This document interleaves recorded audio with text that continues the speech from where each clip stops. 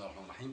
الحمد لله نحمده ونستعينه ونستهديه ونستغفره ونعوذ بالله من شرور أنفسنا ومن سيئات أعمالنا. من يهده الله فلا مضل له ومن يضلل فلن تجد له وليا مرشدا. أما بعد صلي وسلم على الحبيب. اللهم صل وسلم على حبيبنا محمد. اللهم صل وسلم على قائدنا محمد. اللهم صل وسلم على معلمنا محمد. اللهم صل وسلم على شفيعنا محمد. يا رب شفعه فينا، يا رب شفعه فينا، يا الله شفعه فينا، يا الله شفعه فينا. رب اشرح لي صدري ويسر لي أمري واحلل عقدة من لساني يفقه قولي. السلام عليكم ورحمة الله وبركاته. Les yeux dans les yeux, salam alaikum wa rahmatullahi wa barakatuh. Je te présente ton frère en Allah subhanahu wa ta'ala. Et devant moi, alhamdulillah, j'ai mes frères et sœurs en Allah subhanahu wa ta'ala que j'aime par ma religion. Parce que les musulmans, ikhwa, nahnu ikhwa, et on s'aime, et on doit être sous l'ombre, et on va être, incha'Allah, par la grâce d'Allah, et je le demande à Allah, sous l'ombre d'Allah subhanahu wa ta'ala, le jour où il n'y a pas d'ombre sauf celle d'Allah subhanahu wa ta'ala. Mes frères et sœurs, je vous aime en Allah subhanahu wa ta'ala. Je vous aime, quelle que soit votre condition, vous dites La ilaha illallah, Muhammadun Rasulullah, je vous aime. Mes frères et sœurs en humanité, bonjour. J'aime votre guider et je demande à Allah subhanahu wa ta'ala de vous guider la plus belle chose, la meilleure chose, toute chose fasse.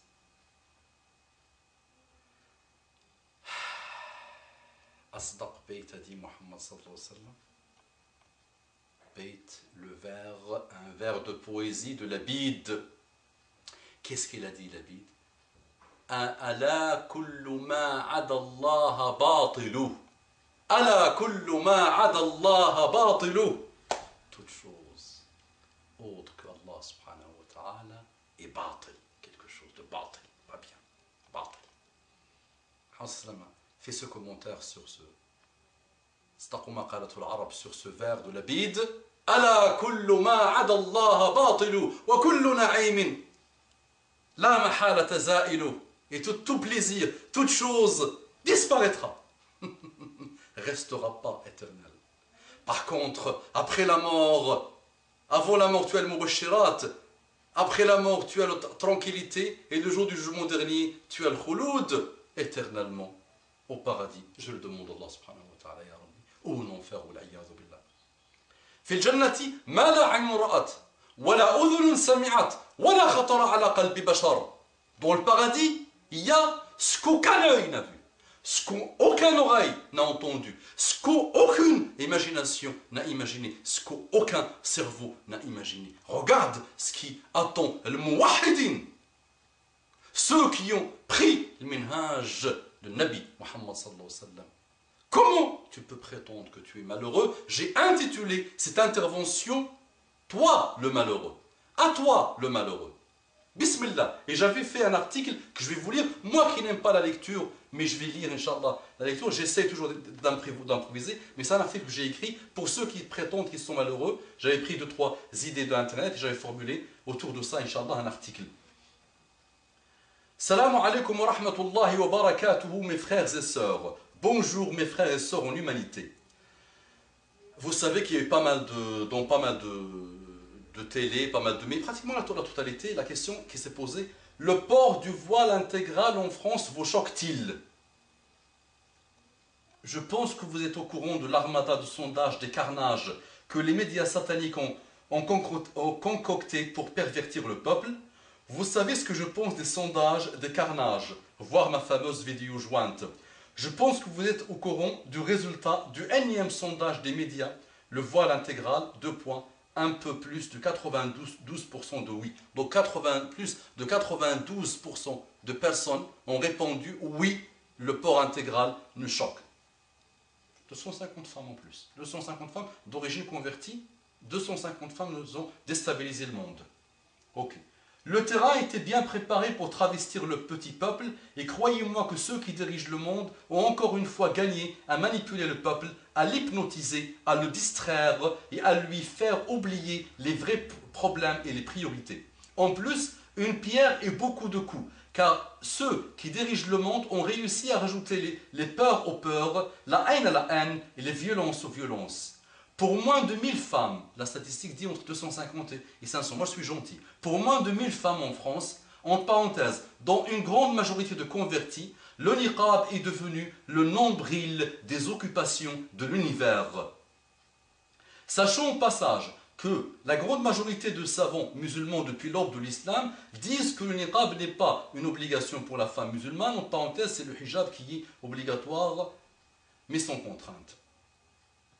Quelques-uns ne vont pas être contents de ce que je dis, mais moi je dis un constat. Une grande majorité de savants qui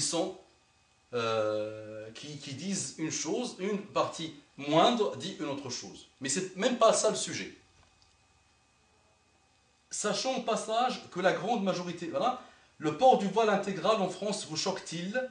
Non, ça ne me choque pas, mais. Donc moi je réponds, non, ça ne me choque pas, mais. La négation de Dieu est le plus grand choc que l'humanité a connu, mais le dire est un choc pour les peuples civilisés, car pour eux, la négation de Dieu est un signe d'intelligence et de rationalité. La pédophilie me choque au plus profond de moi-même, mais bientôt peut-être je n'aurai plus le droit de le dire dans le monde pseudo-civilisé. L'homosexualité me choque, mais je n'ai plus le droit de le dire dans le monde pseudo-civilisé. Tuer des innocents me choque au plus profond de moi-même, mais l'humain ne peut plus supporter de voir la différence sans l'exterminer.